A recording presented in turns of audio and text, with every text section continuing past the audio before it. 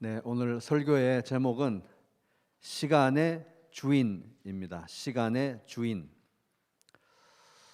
네, 오늘 설교는 이제 11월 첫째 주 설교, 이제 부평에 계신 모든 분들을 위해서 기도하면서 준비했습니다. 이 말씀이 우리 부평에 계신 분들 한 분에게라도 더 전달되기를 기도하는 마음으로 전하겠습니다. 우리 이 자리에서 들으시는 분들도 기도하고 계시던 평소에 VIP라든지 지인들에게 또 이 말씀을 전달해 주셔서 한 분이라도 더 이 말씀 듣고 또 우리와 같이 또 하나님의 자녀가 되어서 교회를 이루며 주님을 섬기게 되기를 바랍니다. 네, 우리는 시간 속에서 살아갑니다. 매일 시계를 보면서 시간에 맞춰서 삽니다. 시간에 굉장히 익숙하죠. 그런데 이렇게 매일 시간 속에서 시간과 함께 살아감에도 불구하고 시간에 대해서 조금만 생각해 보면 우리가 시간에 대해서 참 아는 것이 너무 없다, 이런 것을 금방 깨닫게 됩니다. 4세기에서 5세기에 걸쳐서 정말 그 시대에 유명했던 또 교회사를 걸쳐서 지금까지도 지대한 영향을 끼치고 있는 신학자이자 철학자였던 어거스틴은 그 유명한 고백록, 그분이 지은 고백록에서 시간에 대해서 이렇게 말합니다. 이제 하나님께 이제 시간에 대해서 질문을 던지는 거죠. 시간이라는 것은 무엇입니까? 아무도 내게 묻지 않는다면 나 자신은 시간이 무엇인지 알고 있습니다. 하지만 누군가 내게 물어서 내가 설명해 주려고 하면 나는 시간이 무엇인지를 모릅니다. 시간에 대해서 잘 아는 것 같고 맨날 시간 맞춰서 살고 시간 재면서 살아서 시간에 대해서 많이 안다고 생각하는데 막상 누군가에게 설명하려고 하면 시간에 대해서 아는 게 없다는 거예요. 그래서 이 시간은 너무 중요한데 너무 모르는 거니까 어거스틴은 시간에 대해서 너무나 알고 싶었습니다. 그래서 하나님, 시간에 대해서 제가 궁금합니다. 가르쳐 주십시오. 그래서 간절하게 기도를 올렸는데 그것도 이 어거스틴이 쓴 고백록의 후반부에 보면 이 시간을 가르쳐 주십시오, 시간에 대해서 깨닫게 해 주십시오라는 기도를 이렇게 올립니다. 내 영혼이 너무나 복잡하게 뒤엉킨 이 수수께끼를, 시간에 대한 수수께끼를 알아내고자 하는 열망으로 활활 타오르고 있습니다.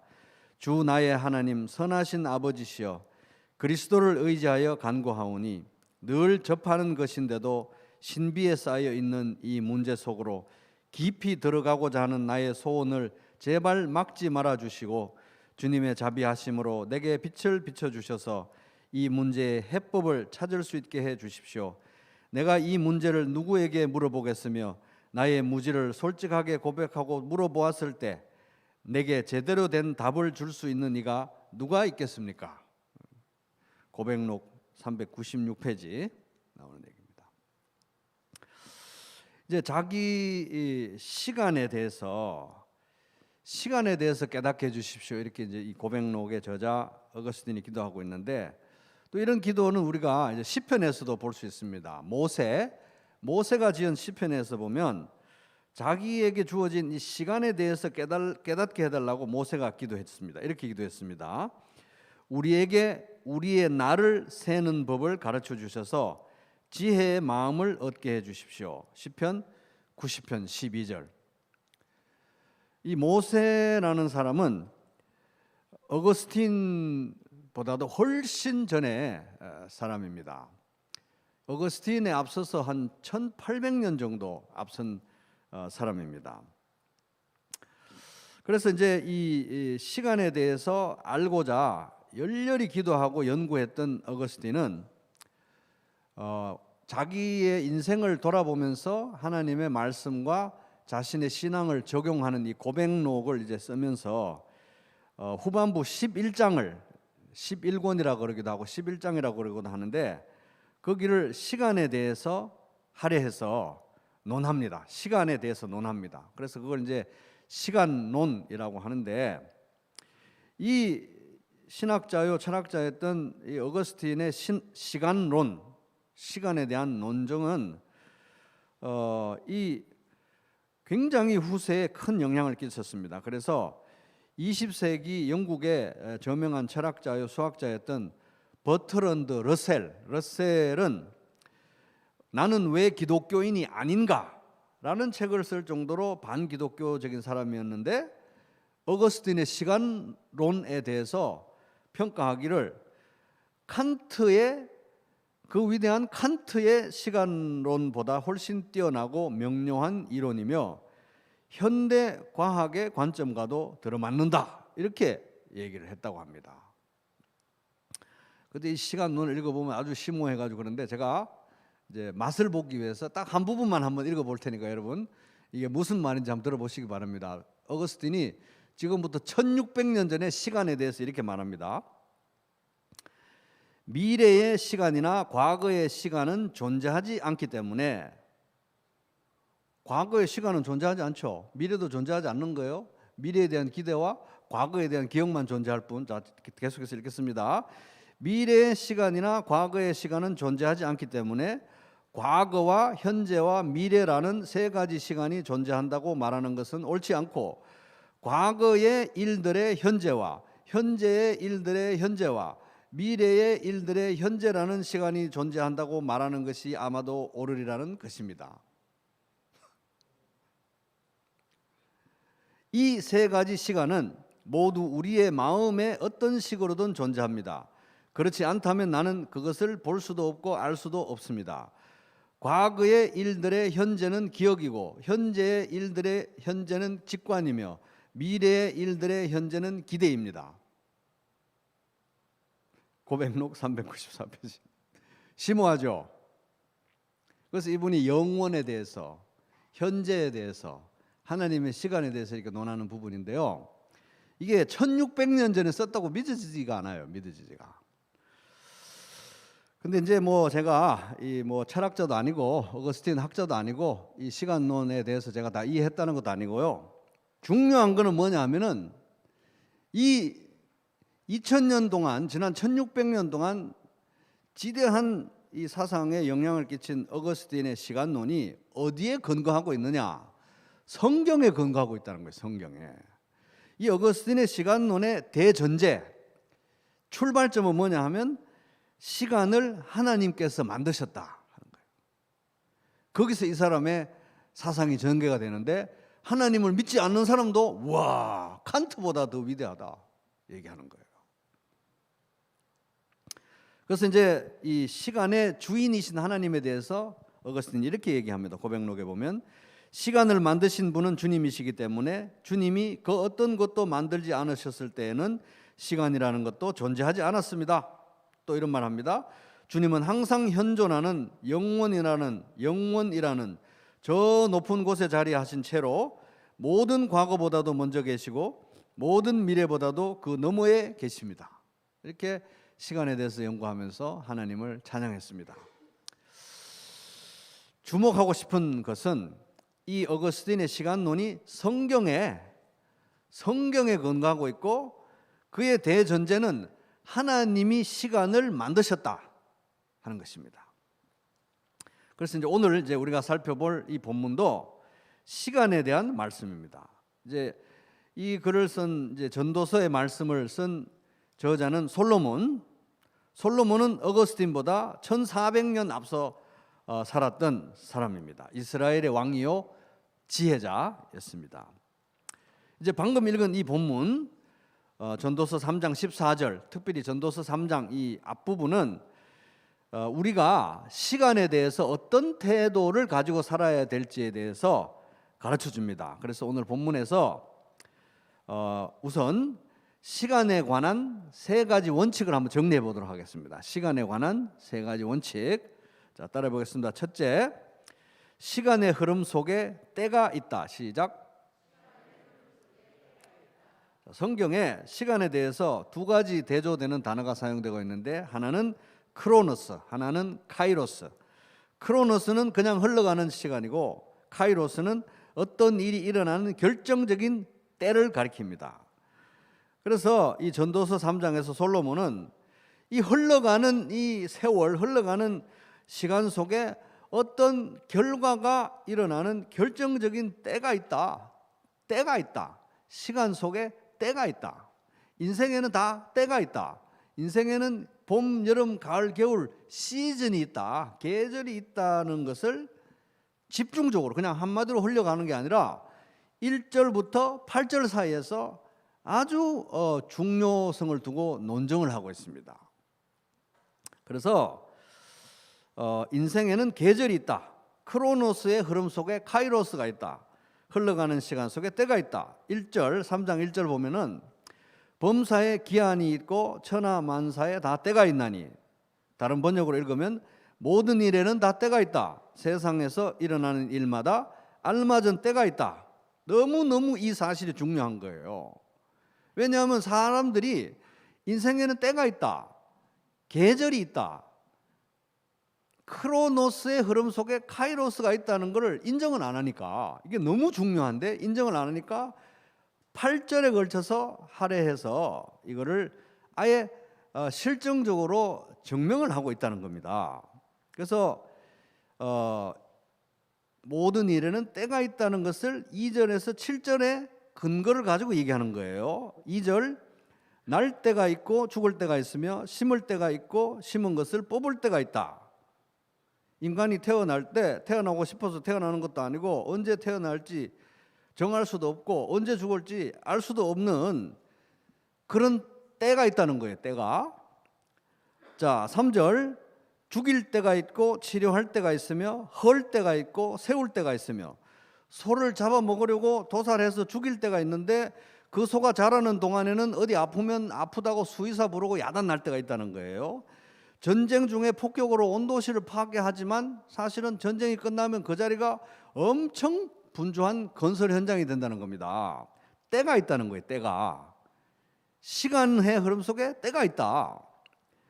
울 때가 있고 4절, 웃을 때가 있으며 슬퍼할 때가 있고 춤출 때가 있으며, 너무 힘들고 슬퍼가지고 고통스러울 때는 내 인생에 과연 즐거운 날이 봄날이 올까라고 생각이 들 때도 있지만, 하늘이 무너지는 것 같은 그런 때도 있지만, 언제 그랬냐는 듯이 너무 행복해 죽겠다는 때가 또 온다는 겁니다. 때가 있다는 거예요. 모든 시간들은 안 지나갈 것 같은데 봄이 되면 여름이 오고 여름이 지나면 가을이 오고 가을이 지나면 겨울이 오는 It will pass. 다 이 또한 지나가리라 하는 지나감이 있다는 거예요. 근데 때가 있다는 겁니다. 우리가 모르는, 예측할 수 없는, 붙들 수도 없고 알 수 없는. 5절, 돌을 던져버릴 때가 있고 돌을 거둘 때가 있으며 안을 때가 있고 안는 일을 멀리 할 때가 있으며, 밭을 개간할 때는 돌 다 뽑아가지고 바깥으로 다 던지지만 건물을 지을 때는 돌을 다 모아다가 쌓는다 이거예요. 서로 너무 좋아서 못 살겠다고, 아주 죽고 못 살겠다고 그렇게 사랑하던 남녀가 결혼해서 이제 밥 먹는 모습만 봐도 화가 나는 그런 때가 따로 있다는 것입니다. 6절, 찾을 때가 있고 잃을 때가 있으며 지킬 때가 있고 버릴 때가 있으며. 그래서 어느 날 홈쇼핑에서 보니까 이 실내용 자전거를 보니까 파는데 저것만 타면 아주 앞으로 다이어트고 운동이 너무 완벽하게 되겠다. 샀는데 어느 날 그것이 옷걸이가 되고 돈 들여서 버리는 때가 또 온다 이거예요. 7절, 찢을 때가 있고 꿰맬 때가 있으며 잠잠할 때가 있고 말할 때가 있으며. 드라마 같은 데 보면은 내가 이 돈 때문에 그런 줄 알아요? 이러면서 수표를 다 박박 찢어서 막 버리는데, 그 사람 가고 나서 정신 차려가지고 수표를 다 테이프로 붙이는 그런 때가 또 온다 이겁니다. 8절, 사랑할 때가 있고 미워할 때가 있으며 전쟁할 때가 있고 평화할 때가 있느니라. 정치인들끼리 막 죽일 듯이 그래가지고 철천지 원수처럼 싸우다가 또 선거 끝나면 언제 그러냐는 듯이 같이 밥 먹고 한패가 돼가지고 저렇게 있는 때도 있다는 겁니다. 그래서 여기서 간략하게 말씀드렸지만은 이 실증적으로 인생에서 관찰할 수 있는 것들을 아주 곰곰이 묵상하면서 이렇게 얘기하고 있는, 인생에 때가 있다, 이제 이런 얘기를 하고 있는데, 결국 포인트는 뭡니까? 우리가 살아가는 시간의 흐름 속에는 때가 있다. 크로노스의 흐름 속에 카이로스가 있다. 우리의 인생에는 봄, 여름, 가을, 겨울 계절이 있다. 근데 이 진짜 우리가 경험하는 몸으로 경험하는 계절은 봄, 여름, 가을, 겨울 이렇게 오지만 인생의 계절은 어떤 사람은 봄, 여름, 이런 식이 될 때도 있고 봄, 겨울 이런 때도 될 수도 있고 알 수가 없다는 거예요. 근데 계절이 있다, 때가 있다 하는 것입니다. 근데 이 때가 있다는 것을 아는 것이 너무 중요하다. 그래서 한 절이 아니라 8절에 걸쳐서 이게 솔로몬이 강조하고 있는 것입니다. 그래야 이 인생에 때가 있다는 것을 알아야 인생에 겨울이 찾아왔을 때, 겨울을 통과하고 있을 때 나만 왜 겨울인가? 이 겨울은 과연 끝날 것인가? 내가 겨울에 묻혀서 죽는가? 이렇게 좌절하지 않고 나만 겨울을 겪는 게 아니구나. 모두에게 겨울이 있을 수 있겠구나. 인식할 수 있다는 것입니다. 큰 그림을 그릴 수 있다는 거예요. 그죠? 그리고 여름이 왔을 때 자기만 막 여름인 것처럼 여름에 들떠가지고 경거망동해서 인생을 망치지 않을 수 있는 지혜가 바로 인생에 때가 있다. 크로노스의 흐름 속에 카이로스가 있다. 이거를 알아야 지혜롭게 생각할 수 있다는 것입니다. 그래서 서로의 계절과 때와 이 흐름이 달라서 그렇지 모든 사람의 인생에는 때가 있고 인류의 역사에는 우리가 예측할 수 없는 흐름과 또 때가 있다는 겁니다. 항상 봄일 수 없고 항상 봄인 사람은 있다 없다? 없다는 거예요. 항상 봄인 사람은 아무도 없다는 거예요. 때가 있다. 봄날은 다 가게 되어 있다. 뜨거운 여름이 지나면은 행복한 가을, 수확의 계절이 오지만 계속 수확의 계절이 되는 봄은 없다는 겁니다. 겨울이 온다는 거예요. 시간의 흐름 속에 때가 있고 인생에는 서로 다른 계절이 있다는 사실을 알고 받아들이고 순응해야 한다. 봄, 여름, 가을, 겨울을 거슬러 살 수 있는 사람은 아무도 없다는 것입니다. 그게 인생이다 하는 겁니다. 자, 시간에 관한 두 번째 원칙 따라보겠습니다. 시간과 때를 거스를 수는 없다. 시작.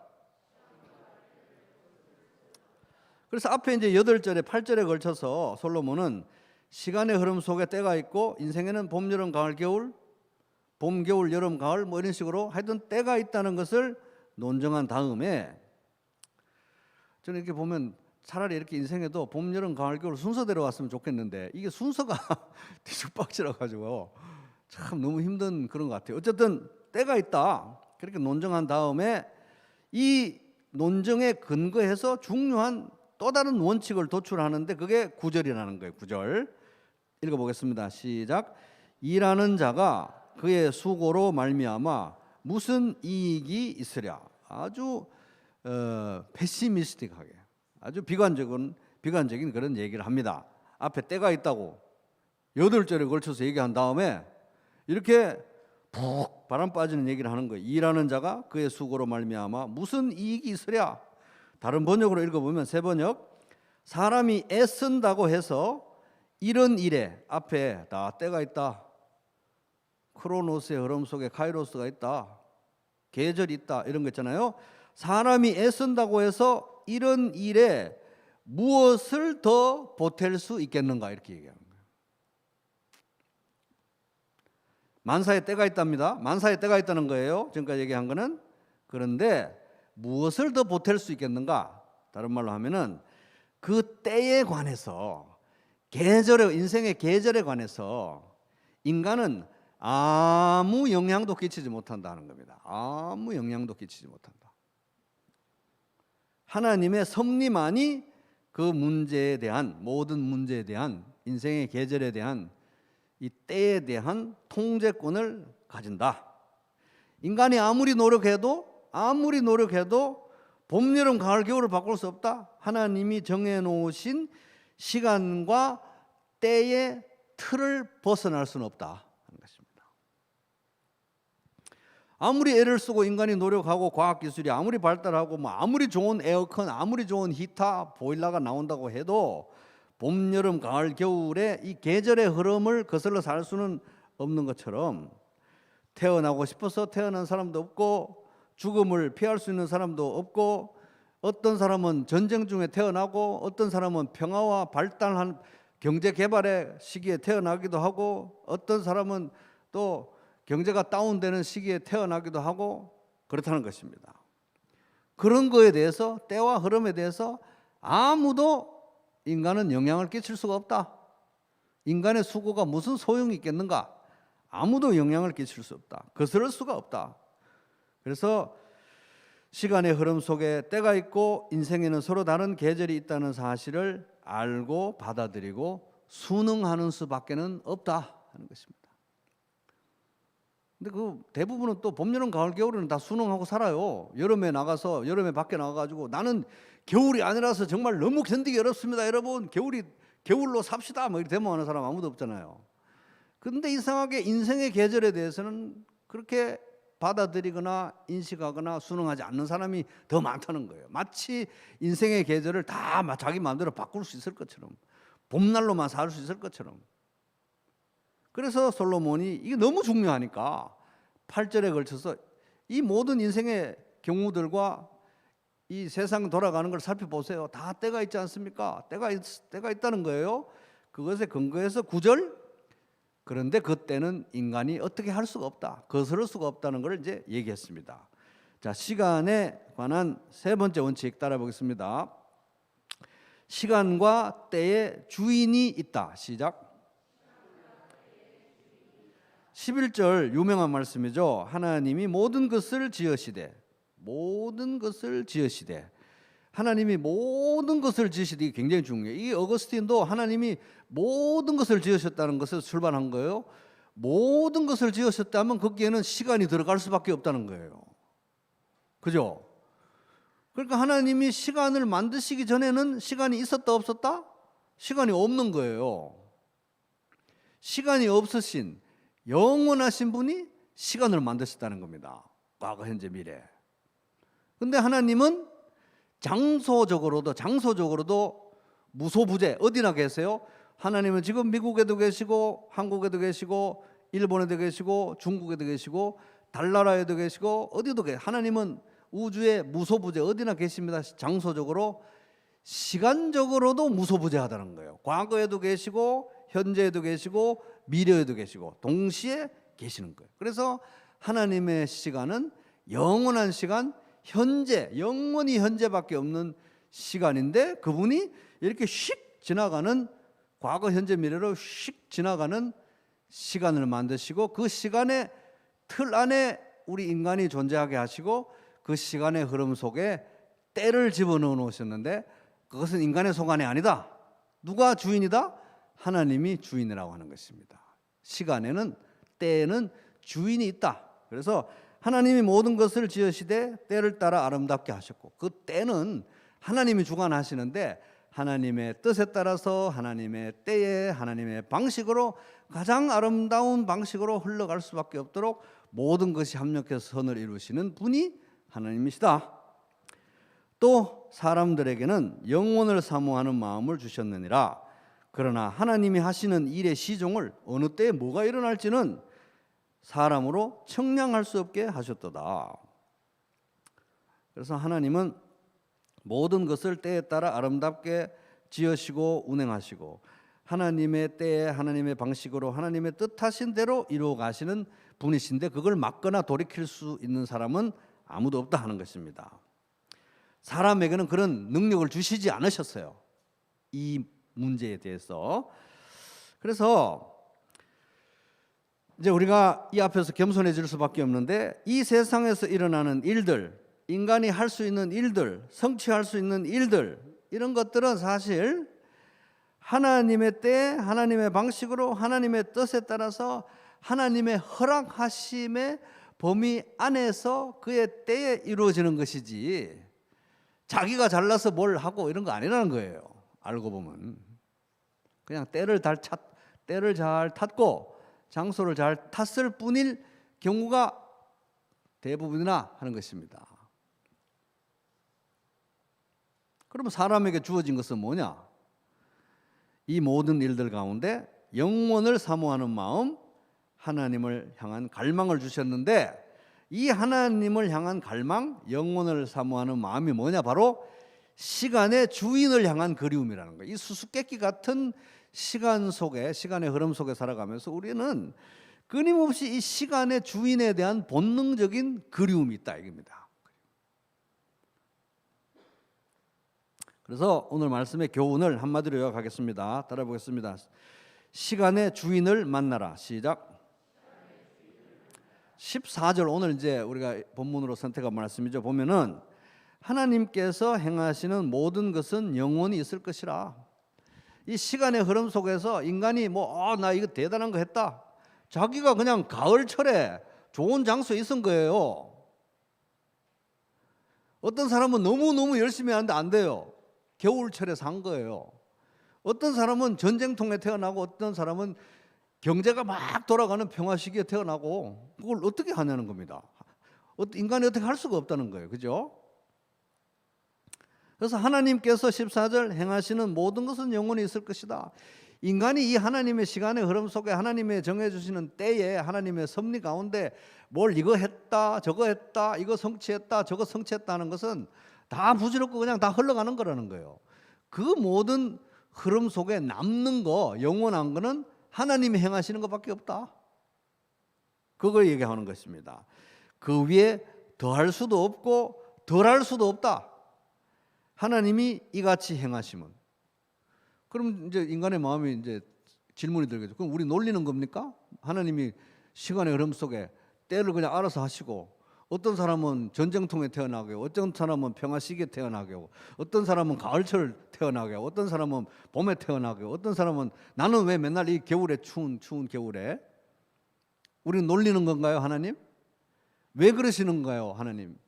왜 하나님 마음대로 이렇게 시간의 흐름 속에 때를 정하시고 계속 또 반복하세요? 하나님이 있던 것이 또 생기고 있던 것이 또 생기고 계속 전도서에 강조하고 계신데, 왜 이걸 또 하나님이 사이클을 돌리시면서 이 시간의 수레바퀴를 계속 돌리면서 그 안에서 우리는 벗어날 수 없는 시간의 수레바퀴 속에 우리를 살게 하십니까? 이런 마음이 들 수 있는데, 그게 이제 이유를 설명하는 거예요. 이같이 하나님이 이같이 행하심은 사람들이 그의 앞에서 경외, 두려워, 하나님을 두려워하게 하심인 줄을 내가 알았도다. 시간의 주인을 찾아라는 거예요.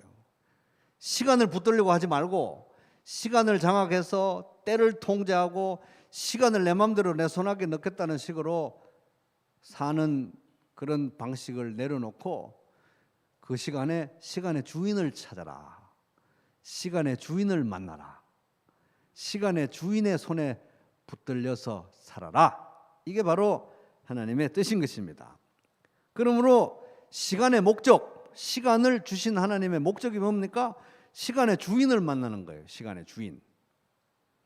시간의 흐름 속에서, 시대와 인생의 흐름 속에서 결국 이루어지는 것은 하나님의 계획인 거예요. 내가 대단한 거 한 것 같아도 그냥 하나님의 때, 하나님의 방식으로 하나님의 뜻이 이루어졌는데 그의 도구가 된 것이지 내가 이룬 것이 아니라는 겁니다. 그러면 뭐냐? 인간은 성취나 성공이나 이런 것이 아니라 결국은 그 시간의 흐름과 때를 주장하는 시간의 주인인 하나님을 만나는 거, 하나님과의 관계가 결국 인생의 의미고 인생의 가치고 자랑거리다 하는 것입니다. 시간 속에서 이루어지는 것은 그 누구의 뜻도 아니고 바로 하나님의 뜻이다. 왜? 그렇게 시간과 때를 이끌고 가시는 분이 하나님이시기 때문에. 모든 인간의 뜻은 결국은 악한 뜻이든 선한 뜻이든 다 하나님의 뜻 앞에 굴복하게 돼 있고, 다 하나님의 합력해서 뜻을 이루시는 그 용광로 안에서 녹아가지고 하나님의 뜻을 이루어낸다 하는 것입니다. 그래서 우리는 하루속히 이 사실에 굴복해야 되고, 이 사실에 화해해야 돼요. 시간의 흐름과 때를 내 손아귀에 넣겠다는 생각을 내려놓고, 시간의 흐름과 때에 관해서 나는 아무런 통제권이 없고 하나님의 것이라는 사실을 받아들이고 수긍하고 화해하고, 그래서 나의 가장 큰 행복은 시간의 주인이신 하나님과 동행하는 것이다. 이것에 우리가 인식해야 된다고 하는 겁니다. 9절에 보면 아까 일하는 자가 그의 수고로 말미암아 무슨 이익이 있으랴. 시간과 때를 지배하려는 모든 노력은 결국은 다 실패로 돌아간다 하는 것입니다. 그 속에서 우리는 하나님께서 주시는 선물을 놓치지 말아야 되는 거예요. 선물. 그 선물이 바로 이제 나는 깨닫는다. 기쁘게 사는 것, 살면서 좋은 일을 하는 것. 사람마다 이보다 더 좋은 것이 무엇이랴. 사람이 먹을 수 있고 마실 수 있고 하는 일에 만족을 누릴 수 있다면 이것이야말로 하나님의 주신 은총이다. 전도서 3장 12절 13절. 시간의 흐름 속에 제때 하나님께서 주시는 선물을 우리가 받아야 되는데 일상의 소소한 행복이라는 겁니다. 그 이상 없다는 거예요. 그러나 우리가 인간이 맨날 밥 먹고 뭐 마시고 이런 것만 하다가 죽을 수는 없으니까 진짜 그 모든 일들 가운데 가장 중요한 거, 가장 우리에게 본질적인 거, 가장 영원한 거는 바로 그 시간의 주인을 만나는 것이다 하는 겁니다. 어거스틴은 이 시간론의 결론부에서 이렇게 말합니다. 그러므로 그들로 하여금 주님이 피조 세계를 창조하기 이전에는 시간이라는 것이 전혀 존재하지 않았다는 것을 알게 하셔서 이런 부질없고 헛된 말들을 거치고서 모든 시간을 만드신 영원하신 창조주 하나님은 모든 시간 앞에 계시고 그 어떤 시간도 하나님처럼 영원할 수 없으며 시간을 초월해 있는 피조물들이라도 심지어 그런 것들이 있다 할지라도 하나님처럼 영원할 수 없다는 것을 깨닫고서 그들도 앞에 있는 것들, 요 빌립보서에서 얘기한 거 있잖아요. 부르심의 상을 앞에 있는 것들을 붙잡으려고 하게 해 주십시오. 이게 이제 고백록 409페이지에 나오는 내용입니다. 그래서 시간을 주신 목적, 오늘 하루를 주신 목적, 내 인생을 주신 목적은 시간의 주인을 만나는 거예요. 오늘 내가 잘 사느냐 못 사느냐, 시간의 주인과 동행하느냐 안 사느냐 중요하다는 것입니다. 그래서 늘 시계를 보고 시간과 함께 살아가는 하루하루 속에서 시간의 주인이신 하나님을 만나고 그 하나님과 동행하며 영원한 현재 영원한 복을 누리는 복된 인생이 되기를 주님의 이름으로 축복합니다.